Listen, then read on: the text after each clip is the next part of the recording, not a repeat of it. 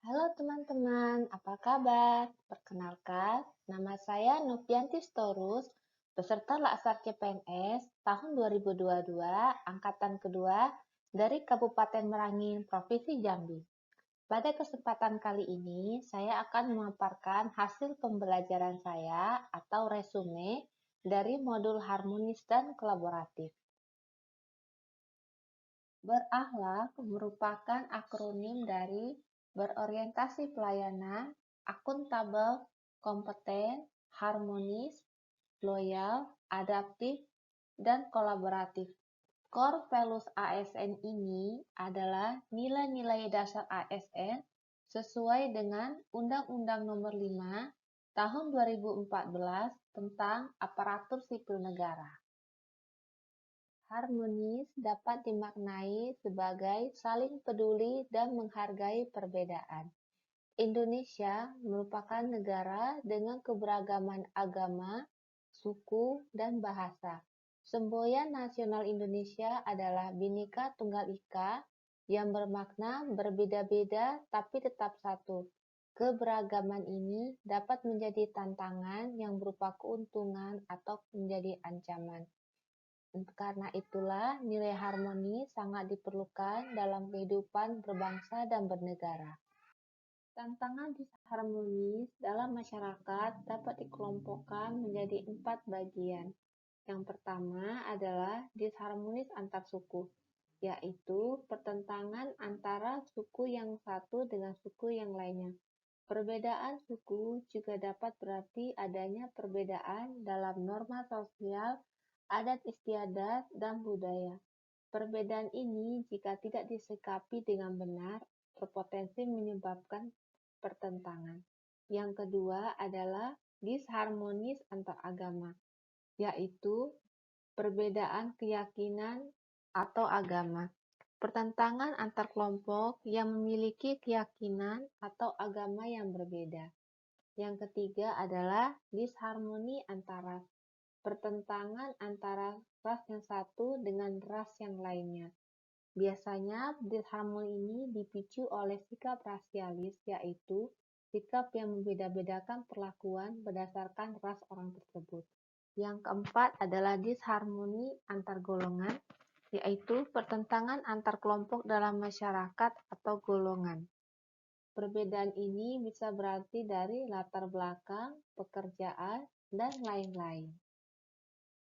Bagaimana seorang ASN bersikap dalam keberagaman berbangsa?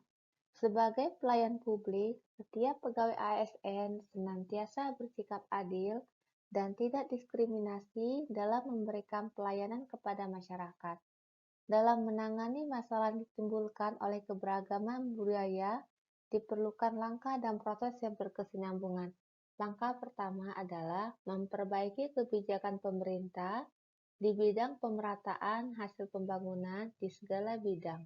Yang kedua, penanaman sikap toleransi dan saling menghormati adanya perbedaan budaya melalui pendidikan pluralitas dan multikultural di dalam jenjang pendidikan formal.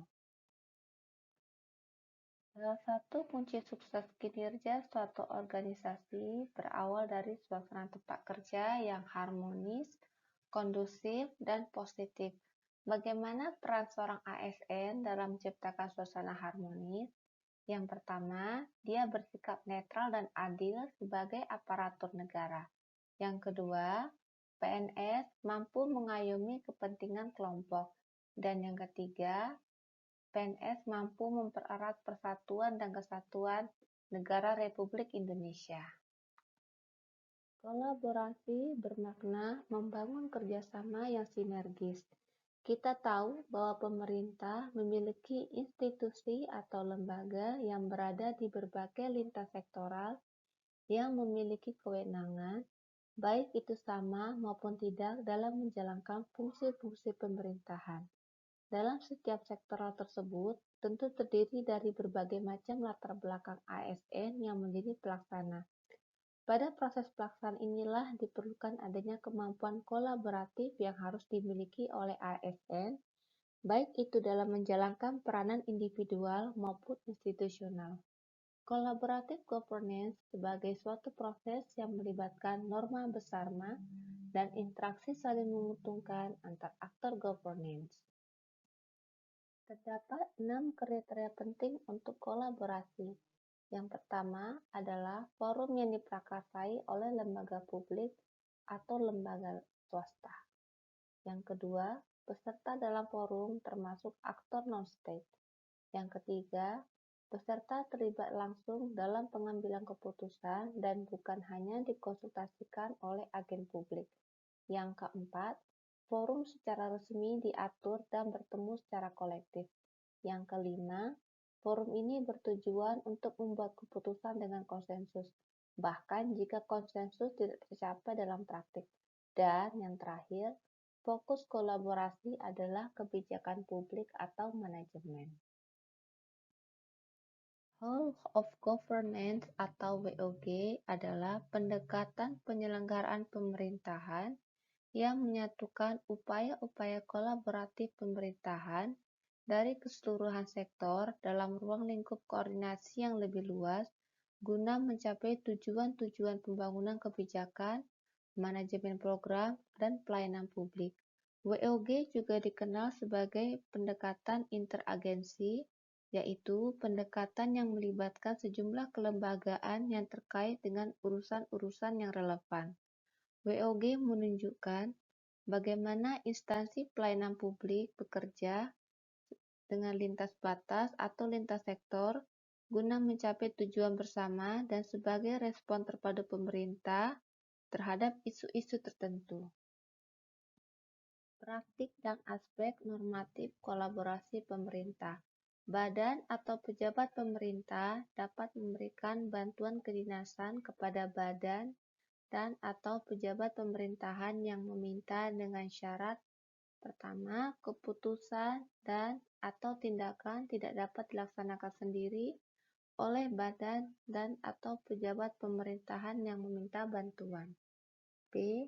Penyelenggaraan pemerintahan tidak dapat dilaksanakan sendiri oleh badan dan atau pejabat pemerintahan karena kurangnya tenaga dan fasilitas yang dimiliki oleh badan dan atau pejabat pemerintahan.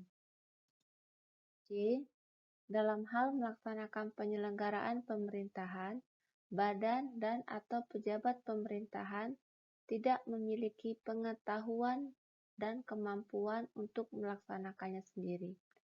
D. Apabila untuk menetapkan keputusan dan melakukan kegiatan pelayanan publik, badan dan atau pejabat pemerintahan membutuhkan surat keterangan dan berbagai dokumen yang diperlukan dari badan dan atau pejabat pemerintahan lainnya. E. Jika penyelenggaraan pemerintahan hanya dapat dilaksanakan dengan biaya, peralatan, dan fasilitas yang besar dan tidak mampu ditanggung sendiri oleh badan dan atau pejabat pemerintahan tersebut. Daerah dapat mengadakan kerjasama yang didasarkan pada pertimbangan efisiensi dan efektivitas pelayanan publik serta saling menguntungkan. Kerjasama yang dimaksud dapat dilakukan oleh daerah dengan A. Daerah lain, yaitu kerjasama dengan daerah ini dikategorikan menjadi kerjasama wajib dan kerjasama sukarela. B. Pihak ketiga, dan atau C. Lembaga atau pemerintah daerah di luar negeri sesuai dengan ketentuan peraturan perundang-undangan. Sekian presentasi dari saya mengenai modul pembelajaran modul harmonis dan kolaboratif.